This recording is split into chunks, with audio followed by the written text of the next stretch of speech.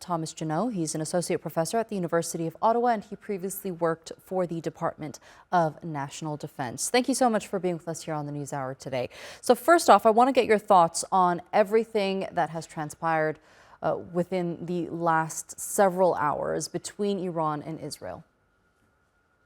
Well, as several people have been saying today, Friday, there's a bit of a surprise in the sense that it is less of an Israeli retaliation than many people had anticipated, which is true. But there is a caveat to that there is no guarantee at all that this is the end of Israel's retaliation. One scenario that several analysts were mentioning in the past few days, and which I saw as quite likely, was a series of small-scale Israeli retaliations over days, maybe over weeks. And by them being small, it avoided a large-scale retaliation to the retaliation by Iran. The other quick point that I would mention in answer to your question is that even if there is no escalation, which does seem to be the case, at least for now, we are not returning to the status quo of 2 weeks ago. The baseline of tension between Israel and Iran is from now on much higher than it was in the past, in particular because the precedent of direct attack on each other's territory has been set. So that makes the situation more dangerous, even if we don't have an escalation. So how do you think that baseline of tension between the two powers is affecting Israel's policy and its war on Gaza? That's a very good question, and we're going to need a bit of time for the dust to settle in the next few hours and days. I think the first part of the answer to your question is that it doesn't fundamentally change the situation in Gaza, in the sense that Israel wants to continue the war in Gaza. Period. Israel considers that it has not achieved its objective of significantly weakening Hamas, which is accurate. Hamas has not been eliminated or even close to being dismantled.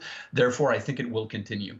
One aspect of the dynamics that does change, even though it's not fundamental, is that the schism that we were increasingly seeing between the U.S. and Israel in recent weeks over the war in Gaza has narrowed. I think there are still tensions between the two, but the very close cooperation that we've seen between Washington and Tel Aviv in the last few days will continue, at least for now.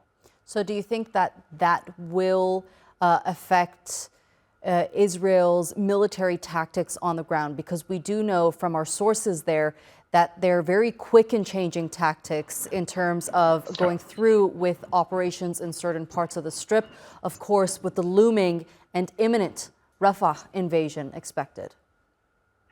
I think that you're absolutely right. The invasion of Rafah is imminent. Is it next week? Is it next month? I don't know. I don't think anybody outside close circles in the Israeli government know. But I still fully expect that invasion to come. What has changed is that there are a lot of rumors that may be partly accurate or fully accurate, is that Israel might have traded with the U.S. support for an invasion or a major operation in Rafah, which the U.S. was opposing until now, in exchange for Israel really reducing the level of its retaliation against Iran. Is that accurate? Ultimately, I don't know, but it's one plausible outcome moving forward. All right, Thomas Juneau, thank you so much for being with us here on the NewsHour. It was a pleasure speaking to you. Thank you.